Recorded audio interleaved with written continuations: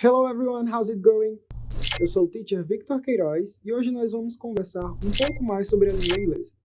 In today's class, na aula de hoje, nós vamos aprender um pouco mais sobre as estruturas da língua. Let's go? Bem, para usarmos uma língua e nos comunicarmos eficientemente nela, é necessário que usemos os tempos verbais ao nos expressarmos. Desta forma, hoje conheceremos o tempo verbal Simple Present, ou em português, presente simples. Este tempo verbal é usado para indicar ações rotineiras, como na frase I wake up at 6 o'clock every day, por exemplo. Para expressar verdades absolutas, como na frase The water boils at 100 degrees. E também sentimentos, opiniões e desejos. Nas orações do Simple Present, é frequente o uso de expressões de tempo, já que elas indicam ações rotineiras, isto é, ações que se repetem com frequência.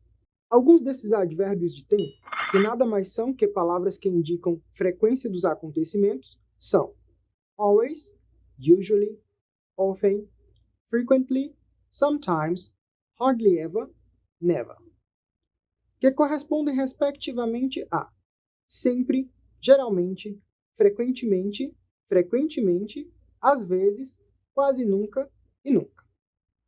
Esses advérbios de frequência geralmente aparecem no final da frase, mas isso não é regra. Dependendo da ideia que a frase queira expressar, eles podem aparecer antes ou depois do verbo principal. Além desses advérbios, também existem as expressões once, que significa uma vez, e twice, que significa duas vezes. E junto com elas, você pode adicionar o período de tempo em que a referida ação se repete, como por exemplo, once in a month, que significa uma vez ao mês, twice a week, que significa duas vezes por semana. Agora, para começar a entender o Simple Present, acompanhe o texto a seguir. Lisa works as a secretary in a great office. She arrives there at 7 a.m. every day. She checks her schedule and day mails. She organizes some papers and she attends some calls. She gets a pause of 10 minutes at 9. She always gets some coffee. Then, she backs to the job. She leaves the office to have lunch at midday. She returns to the office at 2 p.m. and does everything again. Então, nós temos aqui a rotina da Lisa, que trabalha como uma secretária em um grande escritório. Agora, vamos estudar o texto. Mas antes de partirmos para a estrutura, vamos analisar o conteúdo. Bem, uma das primeiras coisas que você deve fazer para tentar entender um texto em inglês é observar as palavras cognatas, que são aquelas palavras que se assemelham com palavras do português. E aqui nesse texto temos algumas que são secretary, checks, organizes, papers, attends, pause, minutes, coffee e returns. Elas correspondem respectivamente a secretária, checar, organizar, papéis, atender, pausa, minutos, café e retornar. Agora, depois de ter observado as palavras cognatas, podemos observar a estrutura do texto. Se dividirmos o texto nas frases que o formam, perceberemos que todas elas obedecem à estrutura SVO, onde sempre temos como sujeito o substantivo Lisa, o nome da personagem da história, ou o pronome sujeito she, que se substitui e equivale ao sujeito Lisa. A propósito, retomando a função do sujeito, ele pode ser um substantivo, ou seja, as palavras que nomeiam as coisas, e, portanto, pode o sujeito ser nomes de pessoas, lugares, animais, coisas e etc. Vimos também que ele pode ser os pronomes pessoais, que são, na primeira pessoa do singular, I, que corresponde a eu, you, que corresponde a você, he, que corresponde a ele, she, que corresponde a ela, e it, que é o pronome neutro, usado na língua inglesa para se referir a objetos, lugares, coisas, animais. Este pronome não tem o equivalente na língua portuguesa.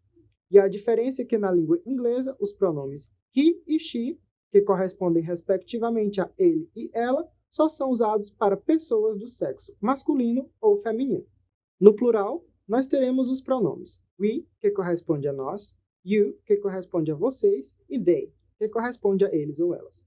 Percebam que no plural, o pronome you aparece novamente. Isso mesmo, ele pode ser usado tanto para se referir ao singular quanto ao plural.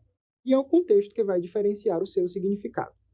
E o pronome they pode ser usado tanto no masculino quanto no feminino. Agora, voltando à estrutura da frase, nós já analisamos o sujeito. Então, temos mais dois elementos restantes, isto é, os verbos e objetos. Vamos então observar quais são os verbos. Temos walks, arrives, checks, organizes, attends, gets, backs, leaves, returns, does, que são os correspondentes de trabalhar, chegar, checar, organizar, atender, pegar ou tomar, voltar, deixar ou sair, retornar e fazer. Observe que todos esses verbos indicam ações praticadas por Lisa durante o seu dia de trabalho, e também que todas as frases são afirmativas. No entanto, temos um detalhe importante aqui. Observe que todos esses verbos terminam com a letra S ou ES. Isso ocorre porque nas frases afirmativas do presente simples, os verbos que acompanham a terceira pessoa do singular sofrem uma flexão de acordo com a letra que termina.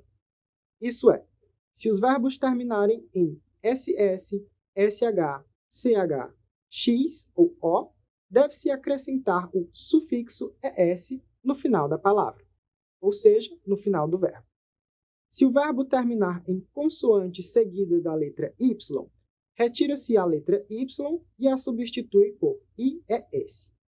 Se o verbo terminar em vogal seguida de letra Y, acrescenta-se somente a letra S. E nos outros verbos, que não apresentam nenhuma dessas terminações, acrescenta-se somente a letra S, como nos verbos do texto. Ufa, muita informação, não é mesmo? Mas fica atento que eu vou descomplicar. Essas regras aplicam-se somente à terceira pessoa do singular, ou seja, ao he, she e it, o que significa que com os outros pronomes pessoais, I, you, we, they, você só precisa colocar o verbo no infinitivo, isto é, sem alterar ele. Agora que já vimos como construir frases na afirmativa, vamos aprender a forma negativa, que é bem simples. Vamos usar um exemplo do próprio texto. Lisa worked as a secretary in a great office. Para passarmos essa frase para a negativa, será necessário apenas acrescentar o verbo auxiliar does, mais a palavra not após o sujeito Lisa. Assim, essa frase na negativa ficaria Lisa does not work as a secretary in a great office. Há também a possibilidade de contração ou junção do verbo auxiliar does com a palavra not, resultando em doesn't. Lisa doesn't work as a secretary in a great office. Observe também que o verbo na negativa volta à sua forma no infinitivo. Não necessita daquelas terminações que vimos agora há pouco nas frases afirmativas.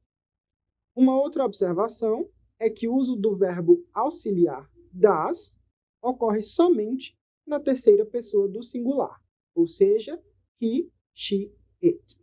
Com os demais pronomes pessoais, usa-se o verbo auxiliar do, também seguido da partícula de negação not, como na frase I do not think English difficult.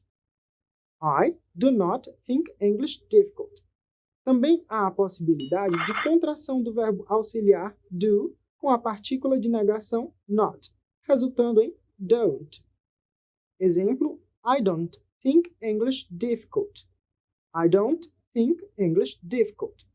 Nesse tempo verbal, chamamos o do de verbo auxiliar porque ele não apresenta um significado. Embora sua tradução possa equivaler ao verbo fazer, do português, nesse caso ele apenas aparece para auxiliar a definir o tempo verbal e a forma em que a frase está escrita. Daí o nome verbo auxiliar. Agora que você já viu as formas afirmativa e negativa, só falta a interrogativa, que por sinal é a mais fácil de todas.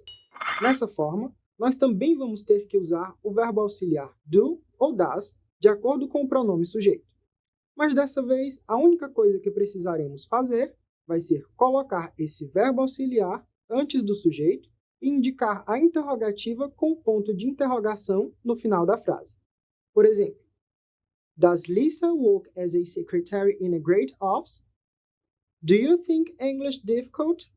Perceba que o verbo principal, isso é, aquele que indica a ação ocorrida na frase, também não sofre alterações. Wow, we finally end. Observe que todas as frases analisadas aqui obedecem à estrutura básica SVO, ou seja, sujeito, verbo, objeto. Algumas com acréscimo de elementos antes, entre ou depois dos elementos principais dessa estrutura, mas nunca sem alterar essa relação. Agora que você já aprendeu o tempo verbal Simple Present em todas as suas formas, você já é capaz de usá-lo para construir frases simples sobre o seu cotidiano em língua inglesa. Agora, acesse a plataforma, leia o texto de aprofundamento, responda as questões do quiz, responda a pergunta do fórum e deixe um comentário na resposta de 2 amigos. Bye bye, see you soon!